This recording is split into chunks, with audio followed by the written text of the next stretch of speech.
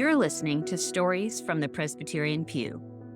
This podcast is a resource of Advocacy from the Presbyterian Pew, a 501c3 nonprofit dedicated to educating lay people in the PCA, the Presbyterian Church in America, about PCA church government and process.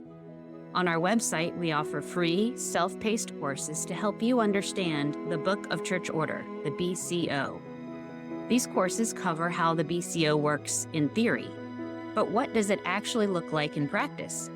Stories from the Presbyterian Pew gives you an opportunity to hear directly from those who have walked through or observed what happens when the wheels of church process are set in motion. The stories we share are all true and all happened in PCA churches.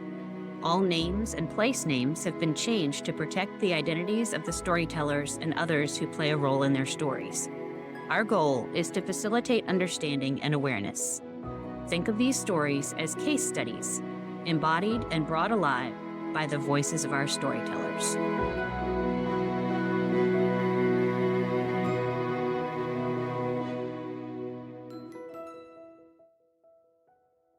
Hello there. I am very happy to be back with you all. This has been a very busy but happy semester for our family. One daughter got married early in the year, and I was able to fill in as a long-term sub for a teacher at our homeschool co-op who was on maternity leave. And I had another daughter who graduated high school this year and is heading towards college. So we had a lot going on, and it was good busy, but it did keep me from having the time that I would have liked to have to share stories with you all here on this podcast. I am very thankful to now have two wonderful regular volunteers who are helping with a variety of tasks at Presbyterian Pew. And I do actually have several storytellers who are ready to share their stories. I've spoken with them, and the plan is that we will record this summer.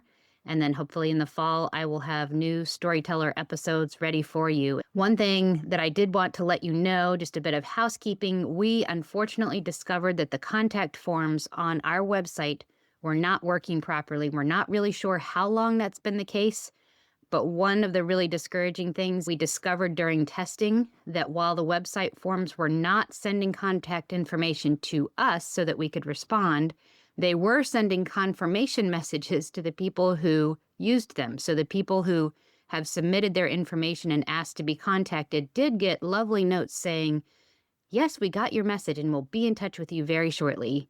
And then they never heard back from us. So if you tried to reach out and you didn't hear back, please try again. And of course, you're always welcome, if you can't get in touch with us for one reason or another, to reach out over Facebook, over X, over Instagram. You can always reach out to us through DMs on any of those platforms. So last year, I did several episodes just on the overtures. And this year, I want to do something a little bit different. I kind of want to give you an audio tour of General Assembly. So what I'm going to do essentially is just walk you through what happens during that week of General Assembly, and that includes what happens before the live stream, so that you know what all goes on, and also a lot of the things that I'll tell you about will give you some background and some context to help you understand some of the overtures and why they might be important. I did link in the show notes to the docket. Now, it likely will change before it's finally adopted at the beginning of General Assembly, and we'll talk a little bit about that too, but the docket will give you a basic overview of the things that go on during General Assembly week. We do have now a free online course called Presbyterian Church General Assembly 101. I've included lots of diagrams to help you understand everything, but you can go through that course step by step to understand everything from the steps that an amendment has to go through in order to change the Book of Church Order, what happens in the Overtures Committee meeting, all the different committees that are a part of our General Assembly, what they do, how people get elected to them, all that kind of stuff. So if you have questions about that, that course is laid out in a very systematic and chronological way to help you work your way through it. As I'm doing this audio tour of General Assembly, when we get to the portion of General Assembly for the report of the Overtures Committee, I will then dive into the overtures for this year. Overtures Committee report is one of the last things that happens in the business of General Assembly, so it kind of works out nice. We'll get almost to the end of our tour, and then we'll just cark at the Overtures Committee report, and we'll talk about the overtures. We'll cover about a third of them in this episode, and then in two subsequent episodes, we'll cover the rest of the overtures that have been submitted for this year. The first live-streamed event for General Assembly doesn't happen until Tuesday night, but there's a lot that goes on before the live stream is even available. So during the day on Monday and Tuesday, there are a lot of committee meetings. And a lot of these meetings are what we call committees of commissioners. A commissioner is just a person who's been sent as a representative from his church. It could be a teaching elder, or it could be a ruling elder who's been chosen as one of the limited number of ruling elders who can come as a commissioner from his church. The General Assembly has 5 permanent committees and 5 agencies. The permanent committees are the Administrative Committee, Mission to the World, Mission to North America, Reformed University Fellowship, Committee on Discipleship Ministries, and then the 5 agencies are Covenant College, Covenant Theological Seminary, Ridge Haven, Geneva Benefits, and the PCA Foundation. Each of these 10 permanent committees and agencies, and also one special committee called Interchurch Relations, they each have their own corresponding committee of commissioners. So if you've been around PCA world a while, you'll know that every year, presbyteries have to submit all of their records for review by a General Assembly committee called the Review of Presbytery Records, and we'll talk more about that in a little bit. But just like each of the presbyteries have their records reviewed by the Review of Presbytery Records Committee, each of these permanent committees and agencies has their records reviewed by what's called the Committee of Commissioners. So you might hear somebody say, the Committee of Commissioners on Covenant College, or the Committee of Commissioners on Mission to the World. So that is a committee of commissioners to review and look over the actions of one of these permanent committees or agencies during the intervening year. So about half of those committees of commissioners meet on Monday, and about the other half meet on Tuesday. So the actual Interchurch Relations Committee and also the Committee of Commissioners have a special lunch on Tuesday where they meet with what are called fraternal delegates. And there's like ambassadors from other sister denominations like the OPC and the ARP and Presbyterian denominations from other countries. Many of those denominations might send a fraternal delegate in person to be at the General Assembly and to bring greetings from their denomination to the PCA. So the Interchurch Relations Committee and also the Committee of Commissioners on Interchurch Relations will have a special lunch with those fraternal delegates on the Tuesday of General Assembly. Now, of course, another big thing that happens during those time slots on Monday and Tuesday are the meetings of the Overtures Committee. Usually one of the first things that happens in the Overtures Committee meeting is the adoption of a docket. And there are usually men who have a lot of experience working on the Overtures Committee who have put their heads together beforehand to prepare this docket. And just the organization of a docket can be a huge piece in helping the Overtures Committee meeting to move smoothly, because it really helps to think about a logical order for discussing the overtures, grouping together overtures that are on related topics so that you can kind of tackle all together things that might touch on similar issues. So there might be some debate or some amending of the docket, but just adopting that docket can be a really good first step in having an efficient pathway forward. But ultimately, with each one of the overtures, the goal of the Overtures Committee is to make a recommendation to the floor of the General Assembly. So the Overtures Committee doesn't decide on the overtures themselves. What they do is they make a recommendation, and then the General Assembly can decide whether or not they agree with that recommendation. There are 5 basic recommendations that the Overtures Committee can make on an overture. There are a few others, but I'm going to just focus on these main 5 that are the most common. They could recommend the overture be answered in the affirmative, which means we think this should pass. It might be in the affirmative as amended if they've made some changes to it. They could recommend that it be answered in the negative. We don't think this should pass. They could recommend that it be referred back to the presbytery. So that might mean maybe there's potential, maybe there's not, but whatever the case, it needs more work, and it needs more work than what we can really do with just some tweaks during the Overtures Committee. Another option is to refer forward, which means that the overture essentially stays in play, but is referred forward to the next General Assembly. This is usually only done for a specific reason. For example, a few years ago, before the DASA committee report, Domestic Abuse and Sexual Assault Committee report, came out, there had been a couple of overtures that related to things that were likely to be covered in the DASA report. And so prior General Assemblies referred those items forward so that they could be handled after the DASA report had been released and with reference to the wisdom and guidance given in the DASA report. It's generally not done just because they run out of time and say, oh, you guys deal with these next year. But we'll just have to see what happens this year when they have 91 overtures on their docket. Another common recommendation related to an overture is to answer it with reference. So this is, as I mentioned before, there might be several overtures that are similar.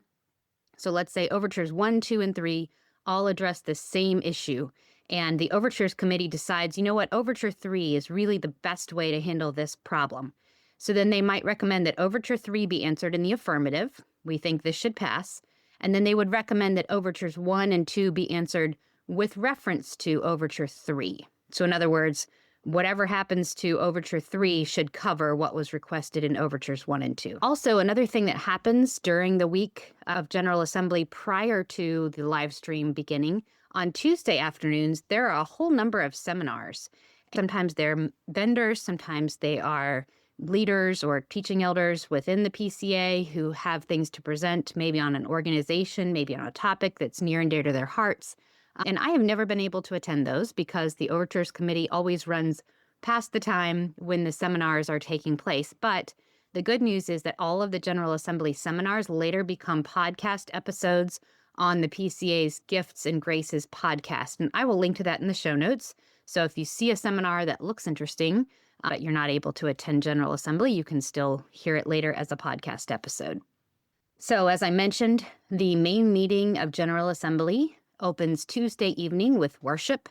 It is usually the largest of the 3 worship services, and the sermon during that worship service is traditionally preached by the moderator of the previous year's General Assembly. So last year, our moderator was Kevin DeYoung. That means that Tuesday evening during worship, he will preach the sermon during the worship service. After the worship service, there's usually a slight 10, 15-minute bathroom break or something like that. And then the first business meeting begins. And during this business meeting, one of the first things that happens is the election of a moderator. Now, there's a tradition in the PCA to alternate years. One year we'll have a teaching elder as a moderator. The next year we'll have a ruling elder. Since Kevin DeYoung is a teaching elder and he was our moderator last year, it would be traditional that this year our moderator would be a ruling elder. Another thing that happens on Tuesday evenings is the stated clerk's address. This is like the state of the PCA address. It's basically an overview of what's happened this year in the PCA. A big focus is growth, numbers of churches, numbers of members, things like that. Another thing that happens during this Tuesday evening business meeting is a final vote on amendments to the Book of Church Order that were passed by the previous year's General Assembly and by 2/3 of the presbyteries. In order to amend the Book of Church Order, it requires a 3-stage approval process. The amendment has to be approved at one General Assembly, and then 2/3 of the presbyteries have to vote to approve it. Right now, there are 87 presbyteries, so 2/3 of 87 have to vote yes to approve the amendment, and then it has to get final approval at a second General Assembly. Last year, there were 13 Book of Church Order amendments that passed the General Assembly. Those 13 were then sent to the presbyteries. 3 of them did not receive enough votes to pass presbyteries, but 10 of them did. So there are 10 that will again be considered for a second vote at this General Assembly. And if they pass at this General Assembly, then they will be considered official amendments and they will change the Book of Church Order accordingly. Something additional that's happening on Tuesday evening this year is the election of a stated clerk.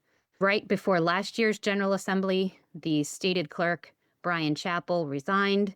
A provisional stated clerk was appointed by the administrative committee.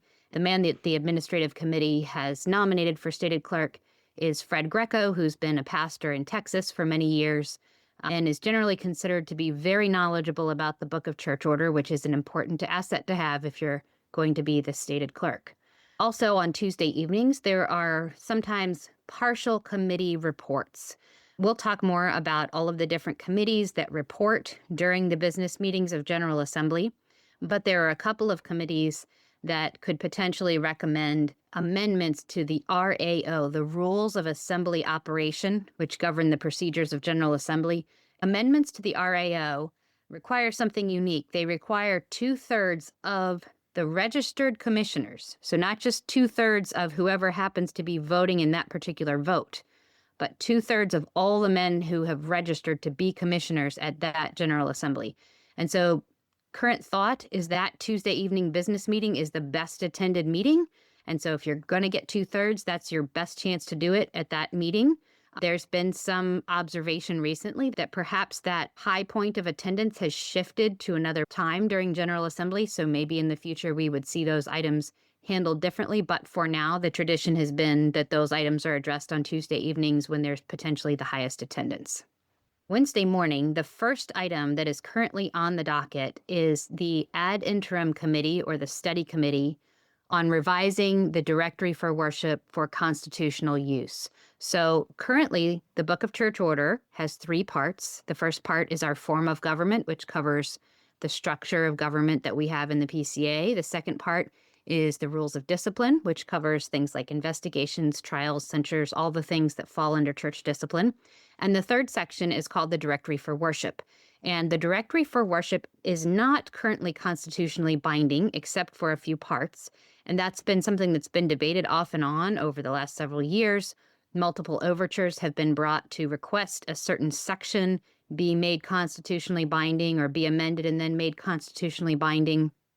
And the idea behind this committee was, rather than do this in bits and pieces from individual overtures, let's form a committee. Let's staff this committee with men from a variety of positions and perspectives who all have some gifting or some interest or some experience in the specific topic of worship, and let them work together to revise this section and make it ready and something that the entire denomination, or at least a significant majority of the denomination, could agree to adopt as constitutionally binding.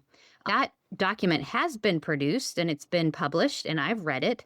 I personally found it encouraging, not only the document itself encouraging, but also I listened to interviews, both the Polity Matters podcast and also a group called Alliance for Mission and Renewal. They both had interviews with members of that committee and just talked about the work that the committee did and what their heart was in that work and their goals and what their experience was of working on it. I found all that very encouraging.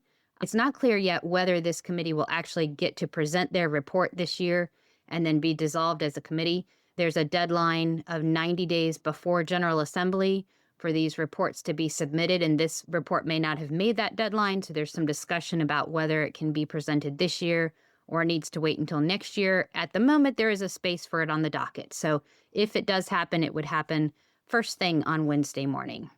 The next item for business on Wednesday morning, which could potentially become the first item for business on Wednesday morning, is the report of the Committee on the Review of Presbytery Records. Review of Presbytery Records is usually abbreviated RPR. So, as I mentioned before, every presbytery submits their minutes every year to General Assembly, and the RPR reviews those minutes. And you can look at our free online course on General Assembly for more details about how the RPR does this work. They have a good system in place for dividing up the labor that's involved. But they have a final meeting about a month before General Assembly where they go through all of the minutes of all of the presbyteries and they note anything that looks like it needs a little bit of extra attention. Our denomination's magazine, By Faith, just did an article on the Review of Presbytery Records report from 2026, and they explain a little bit about how it works. And they also explain some of the things that the RPR report highlighted this year. So I'll link to that in the show notes. It's very helpful and informative.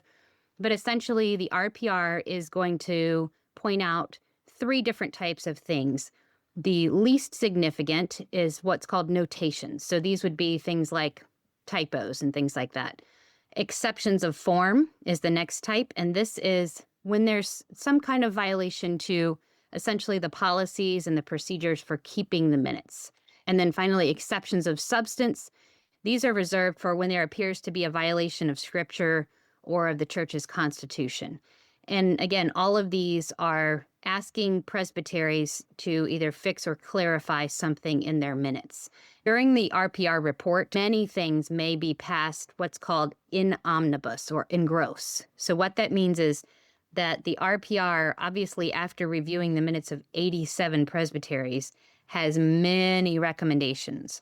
And so a lot of that would pass in one bundle vote. However, any commissioner can come up to a microphone and say, I would like this item to be pulled out of omnibus. In other words, I'd like to take out this one item so that we can discuss it individually and vote on that separately. One interesting thing about the RPR report is that members of the RPR committee are actually allowed to participate in debate and discussion from the floor during that report. So they have an opportunity to discuss it during the RPR meeting, which happens in Atlanta about a month before General Assembly. And then currently they also are allowed to discuss and debate on the floor as the whole General Assembly is deliberating these recommendations. The next thing that will happen on Wednesday morning is a series of reports from committees of commissioners. And again, these are the committees of commissioners that met on Monday and Tuesday. They're now giving their report to the floor of General Assembly in the main meeting, and they're making recommendations that the Assembly can vote on. Those recommendations might include things like reelecting the coordinator of the program committees. So, for example, Mission to the World, MTW, Mission to North America, MNA, Committee for Discipleship Ministries, CDM, and Reform University Fellowship, RUF. Those are called program committees, and each of the program committees has a coordinator. It's like their chairperson. And so that person has to be reelected each and every year. And so that would be one of the recommendations that those committees of commissioners would propose. Oftentimes, those who are watching on the live stream may not even know that program committee coordinators are being reelected because it might be one of the recommendations that's passed in omnibus. So sometimes the chairman of a committee of commissioners just stands up and says, we recommend that items 1 through 9 be passed in omnibus. And they are, and that's that. And one of the things that just happened was that the coordinator of that committee was just reelected for another term. The committees of commissioners that are scheduled to give their reports on Wednesday morning are the Interchurch Relations Committee, Ridgehaven, Mission to the World, and Geneva Benefits. After that, the next item on the docket is the ad interim committee report from the Committee on Christian Nationalism. I don't believe that report has actually been submitted, so I don't think that we're going to hear from that committee this year, but at this moment, it still has a place on the docket. Then we will have some more Committee of Commissioners reports from Committee for Discipleship Ministries, the PCA Foundation, Mission to North America, and Covenant Theological Seminary. By the end of the day, Wednesday, there's a deadline for floor nominations. So let me explain a little bit about what that means. We've talked about all of these permanent committees and agencies, Mission to North America, Committee for Discipleship Ministries, Ridgehaven, all of these committees and agencies, they have members who serve in classes. So there might be 4 guys who are class of 2027 and 4 guys who are class of 2028. And so at the end of each year, which ends at General Assembly, there are some men who are rolling off of a committee, and then that creates vacancies. And each year, presbyteries have the opportunity to nominate men from their presbytery to fill those upcoming vacancies. The nominating committee then takes all of those nominations and they create a slate of proposed candidates to fill each of the vacancies. They only choose one candidate per vacancy. So if there were no floor nominations at all, then the nominating committee would just say, here are the men that we propose for all of these slots, and they would be approved, and they would be the new members of those committees. However, floor nominations give commissioners an opportunity to recommend somebody else that they would like to run against one of the specific candidates from the nominating committee's slate. So the deadline for submitting those nominations is about 4:30 on Wednesday, and then after that, the nominating committee meets, and they're going to check to make sure those floor nominees are eligible. So, for example, have to make sure they're not currently serving on another committee, or they didn't just have a term on this committee or something like that. And then they're also going to update their report. The nominating committee report includes bios of the men who are standing for election. So they would need to add in the bios of the men who've been nominated from the floor. Wednesday evening, there's another worship service. And then the first order of business on Thursday morning is the report of the Standing Judicial Commission. Now, this is one that I think maybe sometimes people find disappointing. Perhaps they've been following a case or they've heard about it in the news, and they're really wondering what's the latest or what happened or what did the Standing Judicial Commission think about this. Really, none of that is going to be discussed in the report of the Standing Judicial Commission. There is nothing that needs to be approved by the full General Assembly from the Standing Judicial Commission because the rulings they make are final. So their report often is more just an update. This is how many cases came to us. This is how many we've heard this year, things like that. There are then some more Committee of Commissioners reports, Covenant College, Reform University Fellowship, the Administrative Committee. Normally during the Administrative Committee report, we would have the re-election of the stated clerk if there had been an incumbent stated clerk up for re-election. But as I mentioned, this is going to be handled on Tuesday evening this year, so the Administrative Committee report won't include that piece this year. The next item for business is the Nominating Committee report, and this is what's called a special order. There are 2 special orders on the docket this year, and essentially a special order, or sometimes in other contexts you might hear it called an order of the day.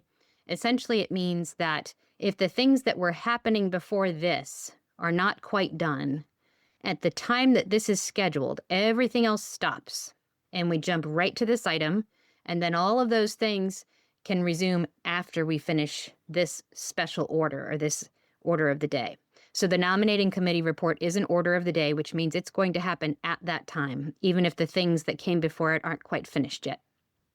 So as I mentioned before, the Nominating Committee has prepared an entire slate to fill all of the slots, barring the possibility that they just didn't get any nominations for a slot. But they've filled all of those slots with their recommendations for those slots.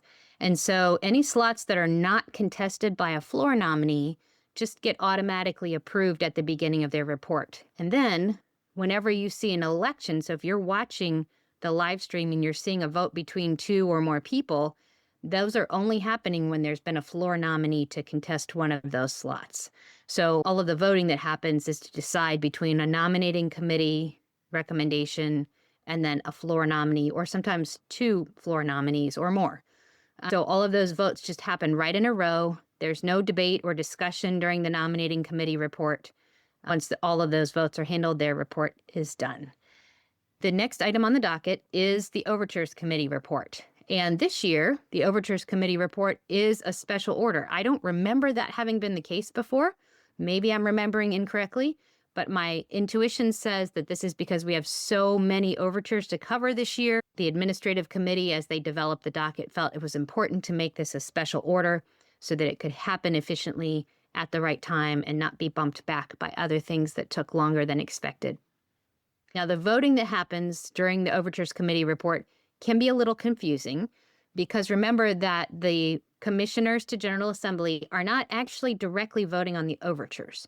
They're voting on the Overture Committee's recommendation on the overture. So if the Overtures Committee recommended in the affirmative, then all the people who are using their clickers to vote yes are also voting yes to the overture.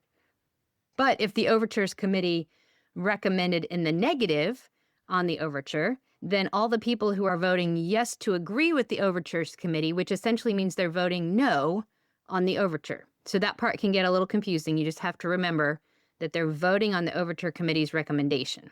So something interesting that sometimes happens during the Overtures Committee report is called a minority report. Now, minority reports can happen in other committee reports as well, not in reports from committees of commissioners, but it can happen in reports from RPR, Review of Presbytery Records. And a minority report is when a significant minority wishes to present the view of the minority. So, for example, the Overtures Committee votes a particular recommendation is approved by more than half of the members of the Overtures Committee, but there's a large enough minority who wants to also report their recommendation to the General Assembly. So what happens is both the Overtures Committee chair and the representative of the minority report have turns to present their positions. Then there might be some debate about those 2 positions.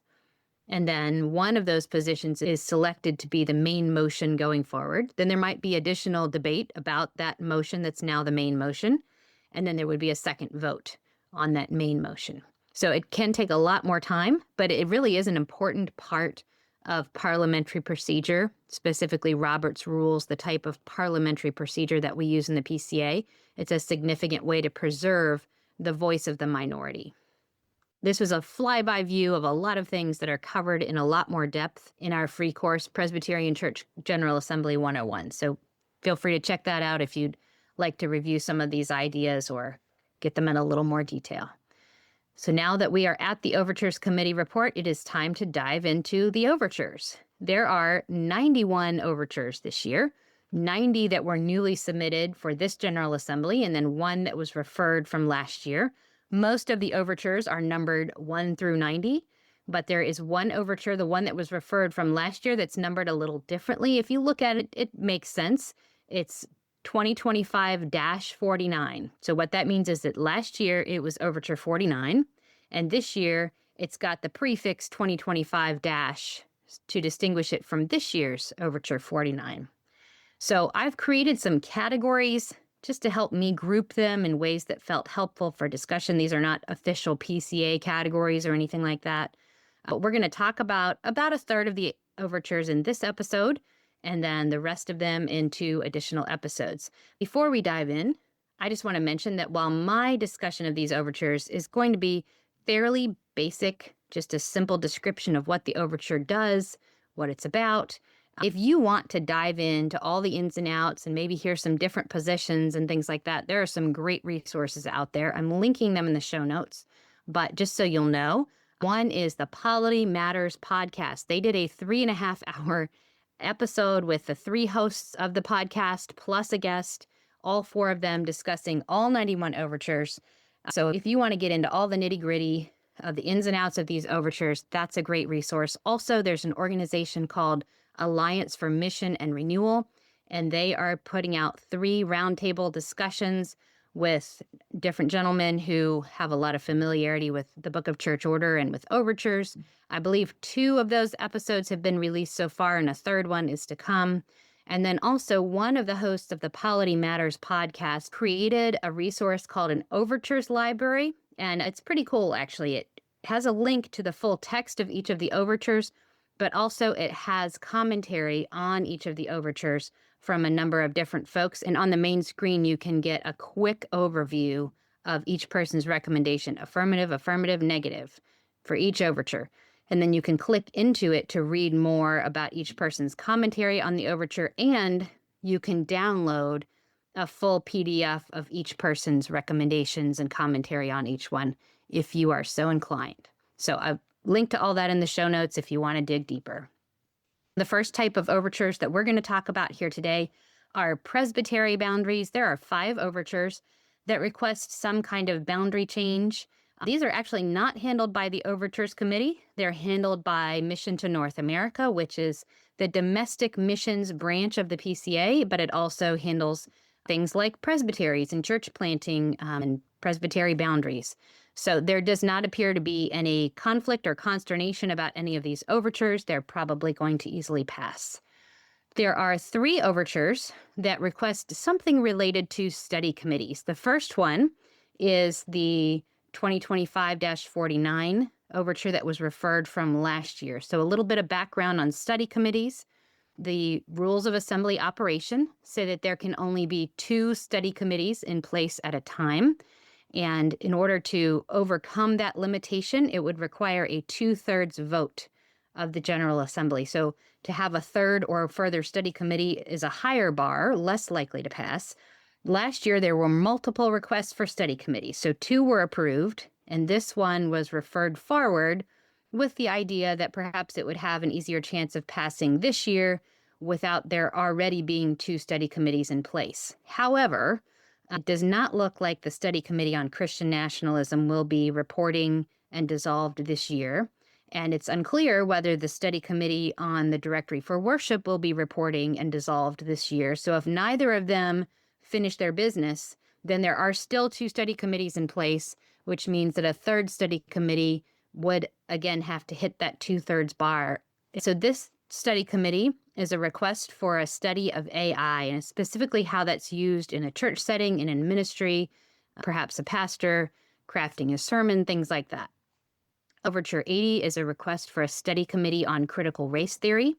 And Overture 90 is a request that the study committee on Christian nationalism, which again hasn't been published yet, but a request that when it is published, appended to it would be a report that was written by 3 individuals. 2 of those individuals are teaching elders in the PCA, and the third is a man named Stephen Wolfe, who's best known as the author of a book called The Case for Christian Nationalism. There are 5 overtures that request some type of denominational prayer. So Overture 4 asks for prayer to be offered during General Assembly to give thanks for all of the adult baptisms that have taken place in the PCA. In other words, adult conversions and new baptisms. Overture 50 asks the denomination to set aside a day in September of 2026 for prayer and fasting for renewal and revival in the church. And then there are 3 overtures, 66, 76, and 89. They're fairly similar with some distinctions that I think will get some conversation at General Assembly, but they are all asking for the PCA to make a declaration of thanksgiving on the 250th anniversary of the United States. All right, now there are a handful of overtures that have to do with streamlining how General Assembly works and making it more efficient. First of all, we talked about how sometimes a lot of recommendations can be passed, what's called in omnibus or in gross, a big bundle, a bunch of recommendations passed in one vote. But sometimes a commissioner will go up to the microphone and request to have an item pulled out of omnibus. And that means that item would get its own discussion and would get its own vote. So Overture 6 recommends that the bar for pulling an item out of omnibus be raised. So instead of 1 commissioner, it would take 150 commissioners to remove that item for omnibus. And the idea there would be just that we would make sure that if we're going to take the time to separate something out and have it its own discussion, that it really does need to be something that more than just one person is interested in discussing. There are pros and cons to that, but that's the basic idea behind it. Overture 63 doesn't technically fit in the category of streamlining, but I'm putting it here because it's related to the concept of omnibus and pulling something out of omnibus. So something that happens sometimes is that a person will stand at a mic, will request an item be pulled out of omnibus, and then when it gets to the point of discussion, that person somehow gets missed in the discussion. And so Overture 63 asks that the person who requests to pull something out of omnibus be given priority to be the first to speak on that issue when the debate begins. And there was some suggestion that if Overture 6 passes and it needs 150 commissioners, maybe Overture 63 wouldn't really matter anymore, but there still needs to be that one person who makes the request. So even if we bumped up to 150 commissioner bar to actually pull something out of omnibus, we could still also approve 63 and give that requester first priority in the debate. 3 other streamlining overtures relate to RPR, the Review of Presbytery Records report. So Overture 7 would change a bit of the process of what RPR recommendations have to be approved by the full General Assembly. As I mentioned before, many things that RPR notes as exceptions really fall more in the category of needing some clarification from a presbytery. And oftentimes these issues are resolved by the presbytery saying, oh, you're right, we didn't put that in our minutes, here, we'll add it. So Overture 7 proposes that essentially RPR's recommendations or the exceptions that it takes to minutes don't need to be approved by General Assembly unless it falls into one of 2 categories. Either there have been 2 responses from the presbytery that RPR still finds unacceptable. So they've gone back and forth twice with the presbytery, and they're still not getting a satisfactory response. Or it's a matter that falls under the category of a 40-5. 40-5 refers to Chapter 40, Paragraph 5 from the Book of Church Order. Chapter 40 is the chapter that talks about reviewing the records of lower courts, and 40-5 has a phrase in it that talks about a credible report of a, quote, important delinquency or grossly unconstitutional proceeding. And something that falls underneath that category from a presbytery could potentially be referred to the SJC, our Standing Judicial Commission, which is our highest court. And it would mean that a representative or representatives of that presbytery would essentially be cited to appear before the Standing Judicial Commission. This would be similar to a trial. It's a pretty significant thing. So this is one aspect of the work of RPR that would need to be approved by the whole General Assembly. Overture 33 proposes to limit RPR minority reports to only those who voted against the whole presbytery report. So again, I didn't get up all in the weeds of the work of the RPR committee, but there may be many little votes about parts of the report of a presbytery, and then a vote on the whole report related to that presbytery. So this overture would limit only those who voted no to the whole thing as having an option of creating a minority report, essentially raising the bar and limiting the number of minority reports that could potentially be appearing during the RPR report during General Assembly. Overture 53 would prohibit members of RPR from participating in debate during the RPR report. So I mentioned before that members of the Overtures Committee cannot participate in debate during the Overtures Committee report on the floor of General Assembly. This would put that same restriction on members of the RPR Committee. The last category that I'm going to handle in today's podcast episode is a category that I am calling miscellaneous.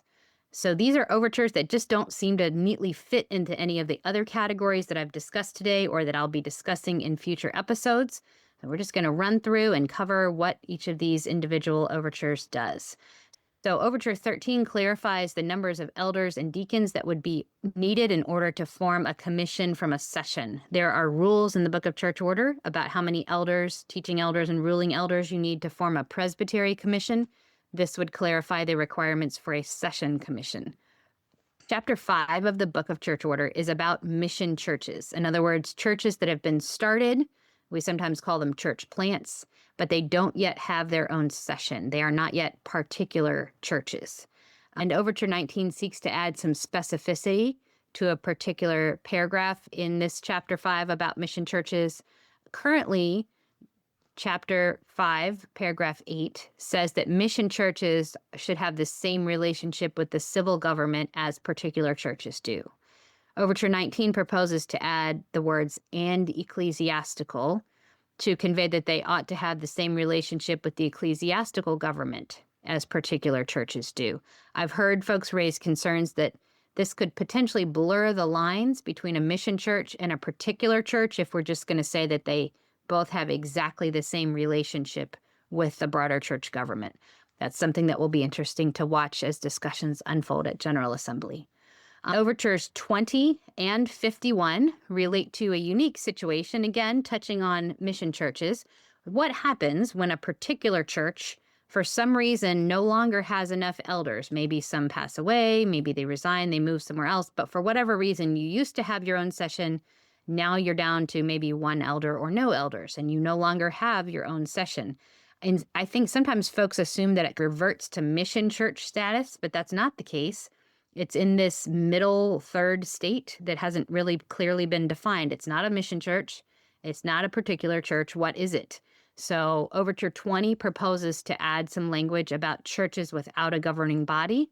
Overture 51, addressing a similar problem, they are proposing the title of assisted churches and some language about what would happen in that situation. Overtures 23 and 25 are interesting. They are both proposed by the same presbytery from the same author in that presbytery, and they have to do with reordering two chapters of the Book of Church Order, chapters 14 and 21. They're really not adding any new language or requirements or anything like that. They're really just restructuring what's in there in order to make it clearer and easier to navigate, easier to find what you need. So it seems like the general consensus is, yes, this is an improvement, but what's the downside? If we change all the numbering of everything, is that going to mess with references in other places like older SJC cases and things like that? Overture 26. So currently, 2/3 of presbyteries need to approve a BCO amendment in order for it to be ratified by the presbyteries and move on for the third stage, which is approval at a second General Assembly. This overture would change that just a bit. Instead of 2/3 of presbyteries, It would change the threshold for approval to 2/3 of voting presbyteries, because not all presbyteries vote on the overtures or submit their votes each year. So this would change the ratio needed to 2/3 of those who actually are submitting votes each year. Overture 42, this is an interesting case. Apparently, there is a phrase at the end of BCO chapter 29, paragraph 1, that was somehow probably accidentally lost in the sands of time. And so this overture is essentially just requesting that phrase be restored. Currently, the last sentence of that paragraph says, "Nothing, therefore, ought to be considered by any court as an offense or admitted as a matter of accusation, which cannot be proved to be such from Scripture." And then the phrase that went missing at some point says, "as interpreted in these standards." So this overture says, we think this phrase should be put back, and we don't necessarily know that it needs to have the approval of 2/3 of the presbyteries, because we're really not voting to change anything. We're just pointing out that something that's there that was never removed is somehow not there anymore. So that will be another interesting discussion to watch at General Assembly. Overture 57 requires that the minutes of congregational meetings be included in the minutes that churches submit to presbyteries each year. So we've talked a bunch in this episode about the review of presbytery records. And just like RPR reviews the records of presbyteries, in the same way, presbyteries each year review the records of sessions. And so sessions are required to submit their minutes to presbyteries for review. And this overture there's some discussion about maybe people are generally already doing this. Maybe this is already regular practice, but we're just clarifying that this needs to be done each year. Instead of submitting just the minutes of the session meetings, also submitting the minutes of the congregational meetings, because there are some things that churches are required to do that wouldn't necessarily show up in the session minutes. They would show up in the minutes of the congregational meetings that were held to do those various things, such as voting on the election of officers and things like that. Overture 81 would require the organizing committee for General Assembly to serve both grape juice and wine during the Lord's Supper at General Assembly. Currently, the Lord's Supper that happens during the worship service at General Assembly is bread and grape juice, so this overture would say that wine also needs to be served during the Lord's Supper. Overture 88 is a request for the administrative committee to reformat the Book of Church Order to make it print ready for 8.5 by 11 paper. Now, to clarify, if you're out there listening, you can currently print the Book of Church Order on 8.5 by 11 paper without any trouble.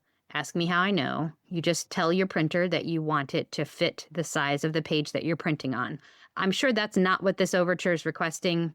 I'm sure they're asking maybe if there could be a version of the Book of Church Order that puts more text on each page so they wouldn't have to print as many pages. It is currently possible to print your Book of Church Order on 8.5 by 11 paper. Currently, the Book of Church Order is formatted for a little half-size binder that you can buy from the PCA bookstore.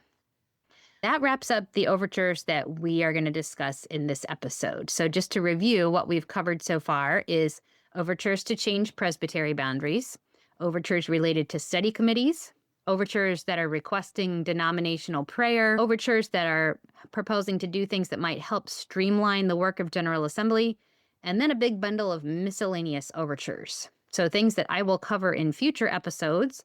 We have a bunch of overtures that relate to committees and agencies. So relating to General Assembly oversight of our permanent committees and agencies, how their members and chief officers are elected, things like that. We also have a bundle that have to do with the rules of discipline. So amendment to that middle section of the Book of Church Order that outlines the procedures for church discipline, investigations, trials, those kind of things.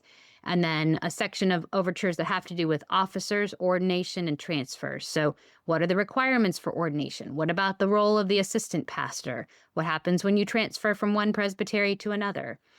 And then the final group is overtures related to women's roles in the church. And there's a lot of discussion in there having to do with deacons/deaconesses/ a whole variety of other titles, and we will talk about that probably at the end of the third episode.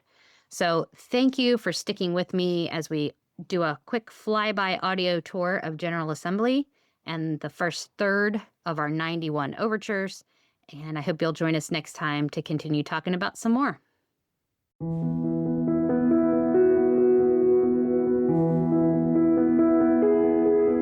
Thank you for listening to today's episode. Stories from the Presbyterian Pew is a resource of Advocacy from the Presbyterian Pew, a 501c3 nonprofit. We are 100% volunteer run and 100% donor supported. We want to keep this podcast ad-free, but in order to do that, we need the financial support of listeners like you. To make a one-time or recurring contribution, please visit presbyterianpew.org/donate.